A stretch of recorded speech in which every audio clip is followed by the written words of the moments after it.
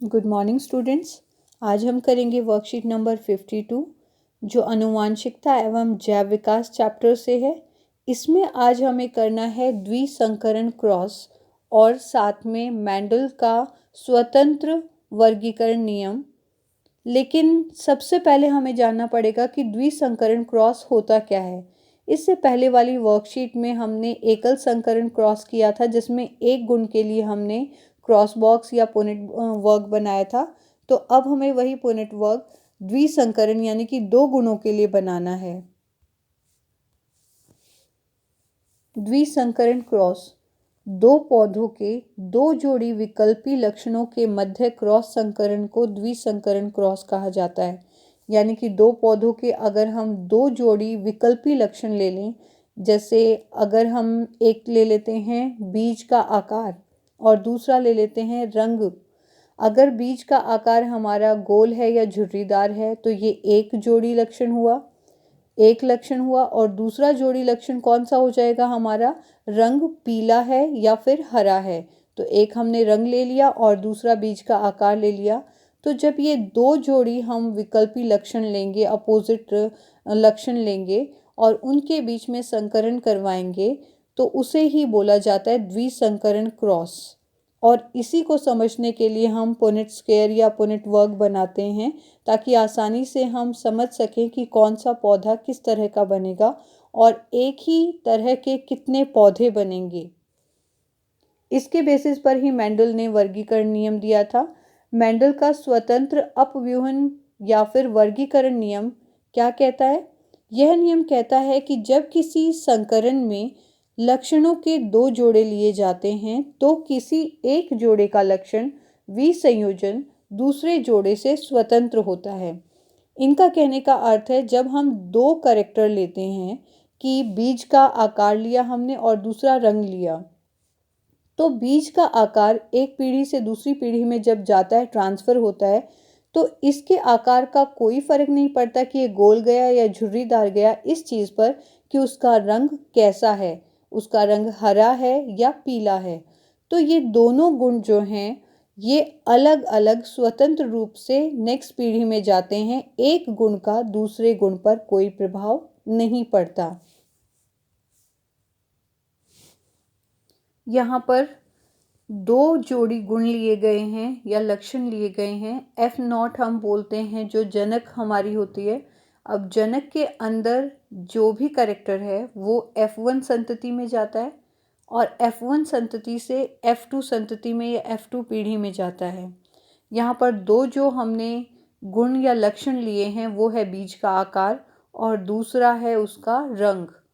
पेनेट वर्ग नामक आरेख के अध्ययन की सहायता से जनकों द्वारा युग्मकों का उत्पादन, युग्मनजों का निर्माण, F1 F2 संतति पादपों को समझाया जा सकता है।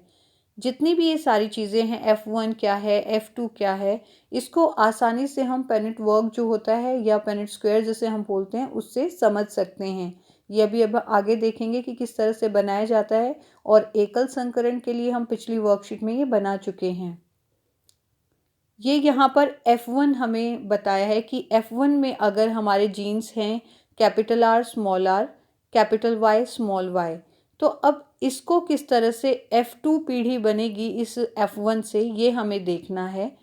तो अगर ये पौधे के जीन्स हैं, पौधे में अर्धसूत्रण कोशिका विभाजन यानी कि आधे गुणसूत्र हो जाएंगे। इसमें अर्धसूत्री का मतलब होता है आधे गुणसूत्र हो जाना। विभाजन स्वरूप अंड और पराग उत्पादन के समय यानी कि इनसे क्या बनेगा, अंड और पराग, या जिसको हम क्या बोलते हैं, युग्मक। जीन के दो जोड़ी के स्वतंत्र विसंयोजन को समझने के लिए पेनेट वर्ग का सफलतापूर्वक प्रयोग किया जा सकता है। जीन की एक जोड़ी आर, कैपिटल आर और स्मॉल आर के विसंयोजन पर विचार करें तो 50% युग्मकों में जीन कैपिटल आर होगा और 50% में जो जीन होगा वो हमारा स्मॉल आर होगा। इनमें कैपिटल आर और स्मॉल आर होने के साथ साथ जो कैपिटल वाई और स्मॉल वाई है ये अलील भी हैं। यहाँ पर ये दोनों नज़र आ रहे होंगे आपको।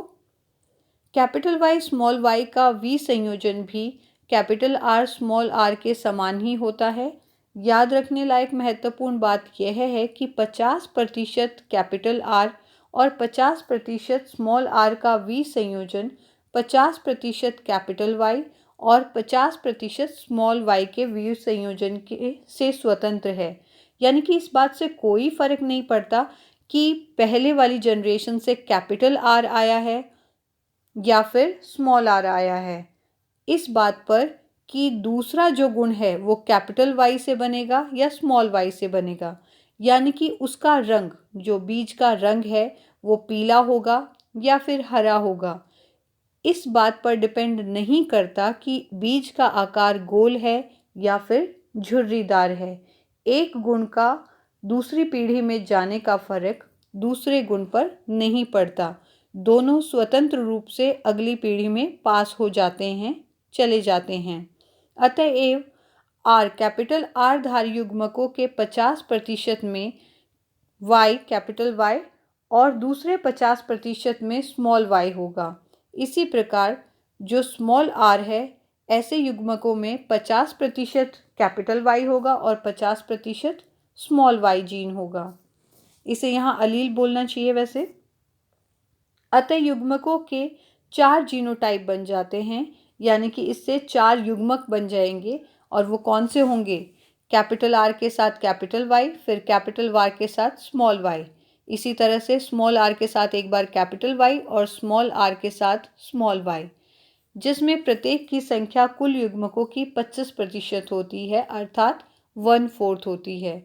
जब आप पेनेट वर्ग के 2 प्राशों के अंड और पराग लिखेंगे तो उन युग्मनजों के संगठन का पता करना आसान होगा जिनमें F2 पौधे उत्पन्न हों। यहाँ F2 संतति में फिनोटाइप अनुपात है। ये सारी चीज़ें जो अभी हमने पढ़ी हैं हमें अच्छे से तब समझ में आएंगी जब हम इन चीज़ों को बना के देखेंगे। जो पेनेट स्क्वायर है या पेनेट वर्ग है, इसे हम समझेंगे बनाकर। तो आपको जब आप ये वीडियो देखेंगे तो साथ साथ में अपना पेनेट स्क्वायर खुद बनाना है। अभी तक जो भी हमने पढ़ा, अब उसे हम इस तरह के जो ये पेनेट स्क्वायर्स होते हैं इनको बनाकर समझेंगे तो हमें आसानी से समझ में आएगा। यहाँ पर कहना वो ये चाह रहे हैं कि हमारे ये जनक हैं, जब जनक से दूसरी पीढ़ी के अंदर जीन्स जाते हैं तो आधे हो जाते हैं, उनकी जो संख्या होगी आधी हो जाएगी, अनुवांशिक पदार्थ आधा हो जाएगा। यहाँ पर टोटल कितने हैं? 4 जीन्स आपको नज़र आ रहे हैं, 4 अलील बोल सकते हैं हम। तो यहाँ पर जब दूसरी जनरेशन में युग्मक बनेंगे, युग्मक में इसके आधे जीन हो जाएंगे, यानी कि 2 आर हैं यहाँ कैपिटल, तो यहाँ सिर्फ 1 आर है। 2 कैपिटल वाई हैं तो यहाँ कैपिटल वाई एक ही है। तो एक ये युग्मक और ये दूसरा ये युग्मक, दोनों समान हैं। ये अगर हम मानते हैं कि ये नर के युग्मक हैं और इनको हम यहाँ ऊपर की तरफ लिख लेते हैं पुनेट स्क्वायर के। इसी तरह से ये हमारे मादा का है, तो मादा से जो युग्मक बनेंगे वो भी इसी तरह से बनेंगे। दोनों आर में से एक स्मॉल आर आएगा और दोनों स्मॉल वाई में से एक स्मॉल वाई, दोनों समान होंगे ये भी, क्योंकि यहाँ पर भी युग्मक समान ही, जो जीन्स हैं वो समान ही हैं। अब यहाँ जो मादा के युग्मक हैं वो हमने लिख लिए। अब इनकी जब हम क्रॉसिंग करवाते हैं तो इसको इससे करेंगे क्रॉस, तो हमारा क्या बन जाएगा? ये आएगा, ये देखो कैपिटल वाई है, यहाँ कैपिटल आर है, यहाँ स्मॉल आर है, कैपिटल वाई, यहाँ स्मॉल वाई, ये यहाँ पर आ गया सारा। अब इसको इससे क्रॉस करवाएंगे, इन दोनों को अगर हम जोड़कर लिख देंगे तो हमारा फिर से वही आएगा। इसी तरह से यहाँ पर इन दोनों का पहले और फिर इनका। अगर इनको सबको आप ध्यान से देखोगे तो सबका क्या है? गोल है और साथ में पीला रंग है। पीला रंग जो है आपका, ये भी प्रभावी लक्षण है और गोल होना भी प्रभावी लक्षण है। तो F1 जनरेशन जितनी भी है उसमें सारे के सारे बीज कैसे हैं? गोल और पीले, दोनों ही प्रभावी लक्षण हमारे F1 जनरेशन में आते हैं। जो F1 पीढ़ी होती है उसमें दोनों प्रभावी लक्षण आते हैं। तो सबका जो जीनोटाइप है वो क्या बन गया? Capital R, small r, capital Y, small y. अब इससे हम जब युग्मक बनाएंगे तो बहुत आसानी से बनाए जा सकते हैं। आप इस आर को ले लीजिए। अब हमने एक कैरेक्टर ले लिया है, यानी कि गोल अगर बनेगा या आकार का हमने एक जीन ले लिया, एक अलील ले लिया। अब हमें दूसरा जो अलील इसके साथ में लेना है वो किसका लेना है, उसके रंग का। तो पहले एक बार हम कैपिटल वाई ले लेंगे, दूसरी बार फिर इसी आर के साथ में स्मॉल वाई ले लेंगे, इसके बाद स्मॉल वाला आर ले लो। एक हमारा किसका हो गया, ये आकार का। अब दूसरा हमें किसका लेना है, रंग का। तो एक बार कैपिटल वाई और दूसरी बार स्मॉल आर के साथ में स्मॉल वाई। ये 4 हमारे युग्मक बन गए हैं यहाँ पर, और ये सेम है यहाँ दोनों तरफ, क्योंकि जितने भी आपके F1 जनरेशन के, F1 पीढ़ी के जीन्स बने हैं सारे किस टाइप के हैं, सेम हैं।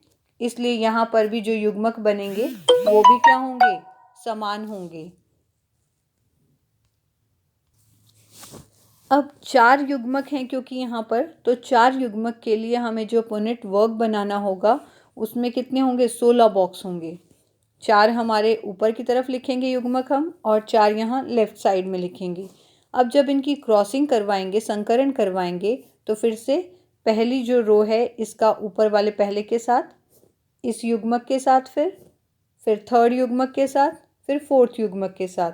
और इनके आसानी से आप देख सकते हो कि जो नए हमारे क्रोमोसोम्स या फिर हमारे जीन्स के जो पेयर बने हैं वो किस तरह से बने। इन दोनों को सिर्फ हमने इकट्ठे लिख लिया है और कुछ भी नहीं करना हमें।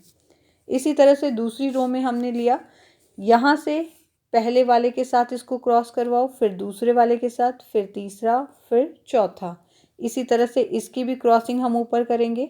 और सारे जब हम कर लेंगे तो आसानी से समझ पाएंगे कि यहाँ पर किस तरह से हमारे हरे रंग क्यों हैं यहाँ पर, या फिर ये झुर्रीदार बीज क्यों बने हैं।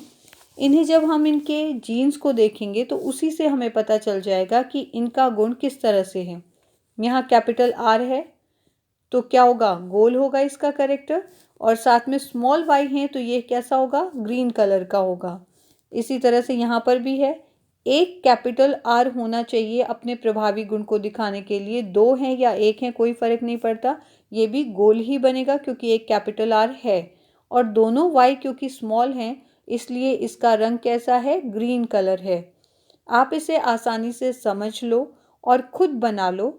उसके बाद आपको इसमें काउंट करने हैं कि कितने बीज किस तरह के हैं। अगर पीले और गोल हम काउंट करेंगे तो ये 9 हैं, 1 2 3 4 5 6 7 8 और 9। जब हम ग्रीन और गोल काउंट करेंगे तो ये 3 हैं, 1 2 3। इसके बाद हमें येलो और झुर्रीदार काउंट करने हैं, ये भी कितने हैं, 3 हैं। और एक हमारा होगा हरा और झुर्रीदार। इनकी अगर हम रेशो निकालेंगे तो वो इस तरह से निकलेगी। यहाँ साफ दिखाई दे रहा है हमें कि 9 हमारे जो बीज हैं वो गोल और पीले हैं।